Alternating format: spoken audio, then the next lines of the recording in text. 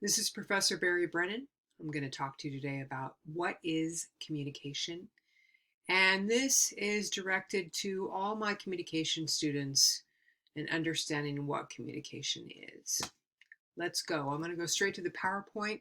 We're going to kind of walk through what it means, and hopefully you'll get a really good understanding of something that we do all the time and we take for granted, right? We're always communicating in some way, some form or another. And we kind of, what I love about learning about communication and studying it is we kind of break things down and we make it, I wouldn't say we simplify it because I think it's complex, but we do put it in, we kind of chunk it down so we can kind of see what is happening in that process, which is, it's a word, is process in communication and how it is that we all communicate.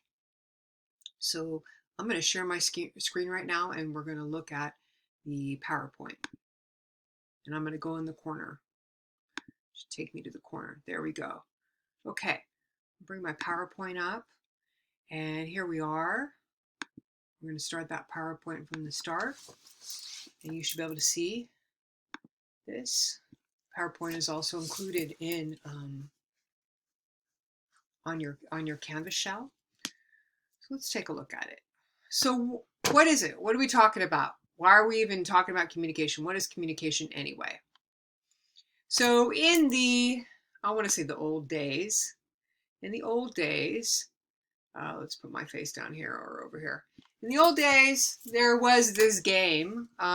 Those of you that might remember when we had landlines and we had actually, you know, people called us, we picked up the phone and we said hello. We answered the phone because we were actually wanted to know who was calling, as different than think about how it is now. I mean, most of us, like, I have my cell phone here, right? I look at, see who's calling. If I don't know who's calling, I probably don't answer it.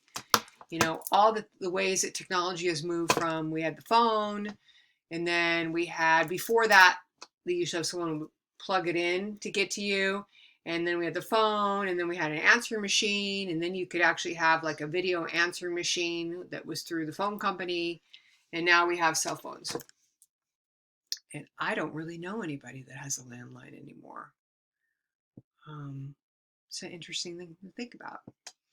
So this whole caption comes from this idea, this play on the landline, right? Because there's literally something, a line between, and someone would talk and the other person would listen, and kids used to play this. Now, I don't think we ever really played it when I was a kid, but the generation probably before me would play that. It was kind of a game to play in terms of conversation, and just to think about like how much our understanding of communication and the ways that we communicate has changed over time.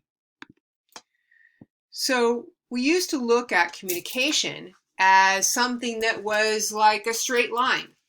I talked, you listened. End of communication, right? I talked, you listened. You talked, I listened.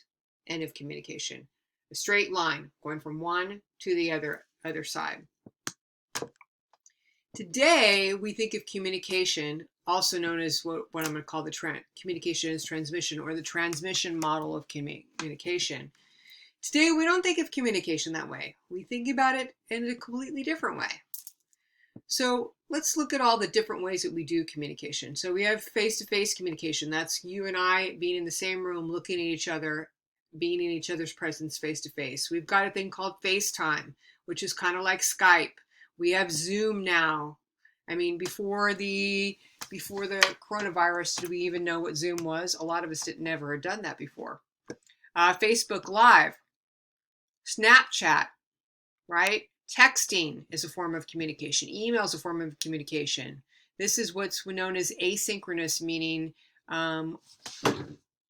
unless you have your phone with you all the time, you could text someone, but you have to wait for them to respond, as opposed to in face-to-face, you're in their presence. It's synchronous.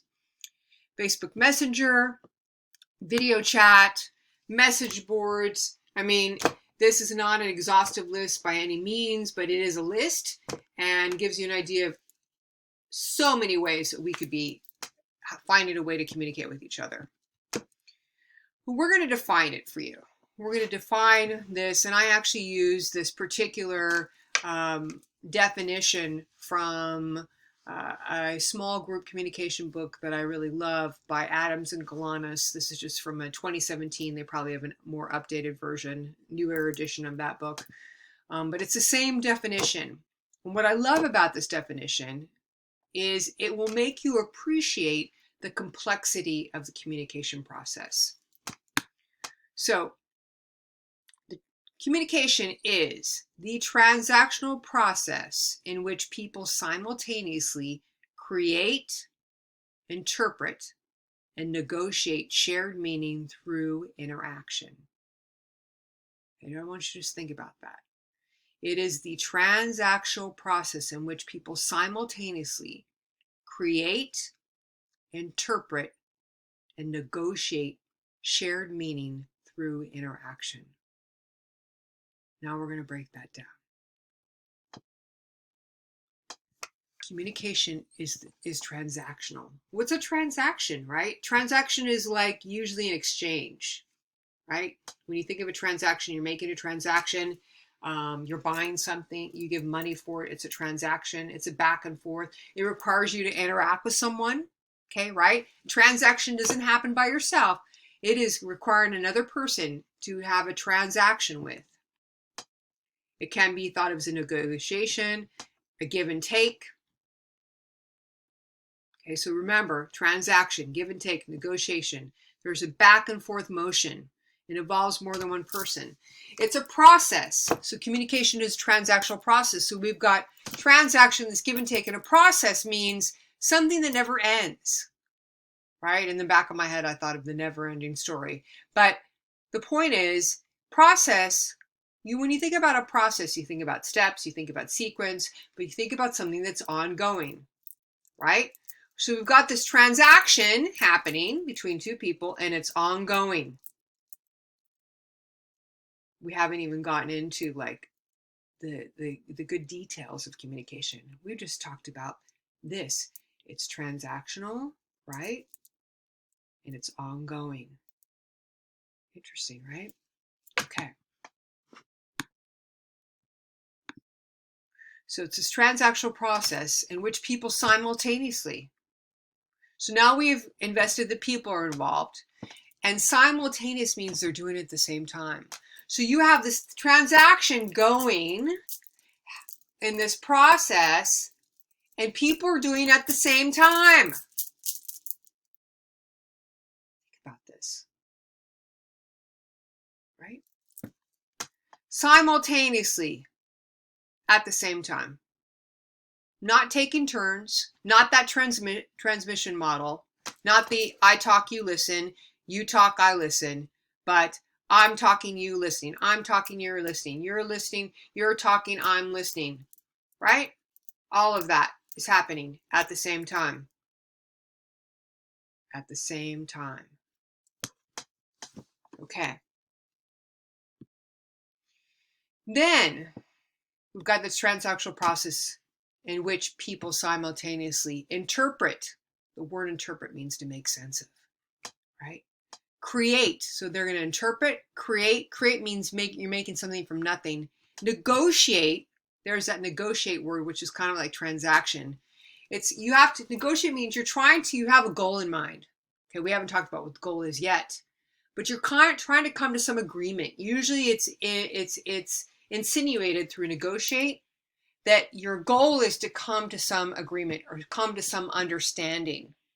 Okay, so you are interpreting, making sense of it, right? You're having this communication and you're trying to make sense of what's going on.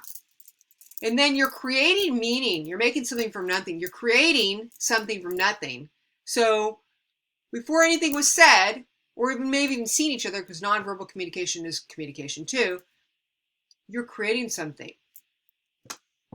And you're negotiating. What are you doing? You're negotiating shared meaning. Key word, or there's both words are important, but is shared. So we can't communicate something that, why do people that speak different languages don't understand each other? Because they don't have shared meaning. Now, They might be able to communicate non-verbally because everyone has shared meaning non-verbally. In most cases, there are some things that we do in different cultures that don't mean the same thing. But in very basic human things, we have shared meaning non-verbally. We get each other. We know what happiness looks like, what sadness. If someone's crying, you don't need to speak their language to understand they're sad, right? Or that someone's having a lot of emotion, right? When someone's happy and excited, you don't need to understand their language to know what that means. So in communication, we have this transactional process in which people simultaneously interpret, create, and negotiate shared meaning. They're negotiating, what does this all mean? And the only way they can do it is through their interaction. They got to interact. You can't do it by yourself. Communication takes another person.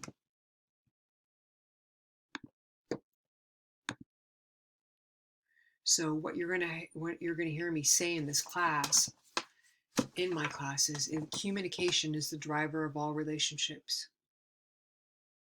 Communication is the driver of all relationships. So we are in this transactional process right now in which we are simultaneously creating, interpreting, negotiating shared meaning through our interaction with each other. You and I right now, you're watching this video and it's asynchronous because I'm doing the video and you're not here, but you're going to watch it and you're going to get meaning from it. That's what communication is. I hope you enjoyed it. I'll see y'all later.